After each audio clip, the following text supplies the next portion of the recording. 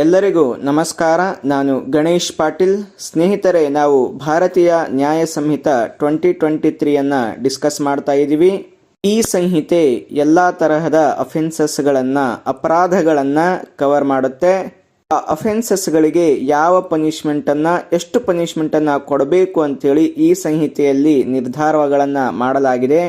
ಈ ಸಂಹಿತೆಯಲ್ಲಿ ಚಾಪ್ಟರ್ 15ನಲ್ಲಿ ಪಬ್ಲಿಕ್ ಹೆಲ್ತ್, ಪಬ್ಲಿಕ್ ಸೇಫ್ಟಿ, ಪಬ್ಲಿಕ್ನ ಕನ್ವೀನಿಯನ್ಸ್, ಪಬ್ಲಿಕ್ನ ಡೀಸೆನ್ಸಿ ಮತ್ತು ಮಾರಲ್ಸ್ಗಳಿಗೆ ಎಫೆಕ್ಟ್ ಮಾಡುವಂತಹ ಅಫೆನ್ಸಸ್ಗಳು ಯಾವುವು ಅಂಥೇಳಿ, ಅವುಗಳಿಗೆ ಯಾವ ಒಂದು ಪನಿಷ್ಮೆಂಟ್ ಇರಬೇಕು ಅಂಥೇಳಿ ಈ ಚಾಪ್ಟರ್ನಲ್ಲಿ ಸಿಗುತ್ತೆ.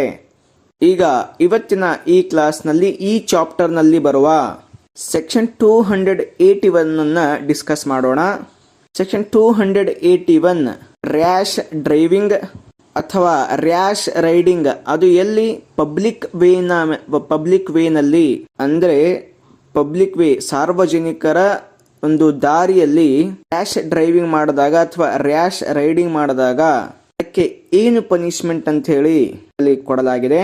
ಈ ಸೆಕ್ಷನ್ 281 ಪ್ರಕಾರ ಅದು ಯಾರೇ ಆಗಿರಲಿ, ಯಾವ ವ್ಯಕ್ತಿನೇ ಆಗಿರಲಿ, ಯಾವುದೇ ವೆಹಿಕಲ್ ಅನ್ನ ಡ್ರೈವ್ ಮಾಡ್ತಾ ಇರುವಂತಹ ಸಂದರ್ಭದಲ್ಲಿ ಅಥವಾ ರೈಡ್ ಮಾಡ್ತಾ ಇರುವಂತಹ ಸಂದರ್ಭದಲ್ಲಿ ಆತ ರೈಡ್ ಯಾವುದೇ ಒಂದು ಪಬ್ಲಿಕ್ ವೇ, ಅಂದ್ರೆ ಸಾರ್ವಜನಿಕರು ಬಳಸುವಂತಹ ಒಂದು ದಾರಿಯಲ್ಲಿ, ಹಾದಿಯಲ್ಲಿ ಆತ ಡ್ರೈವ್ ಮಾಡ್ತಾ ಇರಬೇಕಾದ್ರೆ ಆತ ಡ್ರೈವ್ ಅನ್ನ ಅಥವಾ ರೈಡ್ ಅನ್ನ ತುಂಬಾ ರ್ಯಾಶ್ ಅಥವಾ ನೆಗ್ಲಿಜೆಂಟ್ ಮ್ಯಾನರ್ ಅಲ್ಲಿ ಡ್ರೈವ್ ಅಂದ್ರೆ ವೆಹಿಕಲ್ ಅನ್ನು ನಡೆಸ್ತಾ ಇದ್ರೆ, ರೈಡ್ ಮಾಡ್ತಾ ಇದ್ರೆ, ಆತನ ಆ ರ್ಯಾಶ್ ಅಥವಾ ನೆಗ್ಲಿಜೆಂಟ್ ಡ್ರೈವಿಂಗ್ ನಿಂದ ಯಾವುದೇ ಹ್ಯೂಮನ್ ಲೈಫ್ ಅಂದ್ರೆ ಮಾನವ ಜೀವಕ್ಕೆ ಅಪಾಯ ಆಗುವ ರೀತಿಯಲ್ಲಿ ಇದ್ದಾಗ, ಅಥವಾ ಆತನ ಆ ರ್ಯಾಶ್ ಅಥವಾ ನೆಗ್ಲಿಜೆಂಟ್ ಡ್ರೈವಿಂಗ್ ನಿಂದ ಯಾವುದೇ ವ್ಯಕ್ತಿಗೆ, ಎನಿ ಅದರ್ ಪರ್ಸನ್ಗೆ ಹರ್ಟ್ ಅಥವಾ ಇಂಜುರಿ ಆಗುವ ರೀತಿಯಲ್ಲಿ ಇದ್ರೆ, ಅಥವಾ ಹರ್ಟ್ ಅಥವಾ ಇಂಜುರಿ ಆಗಿದ್ರೆ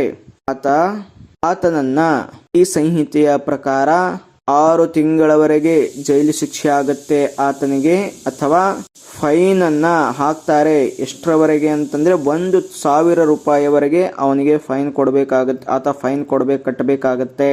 ಅಥವಾ ಕೆಲವು ಕೇಸಸ್ಗಳಲ್ಲಿ 2 ರೀತಿಯ ಪನಿಷ್ಮೆಂಟ್ಗಳನ್ನ ಆತನಿಗೆ ಕೊಡಬಹುದು.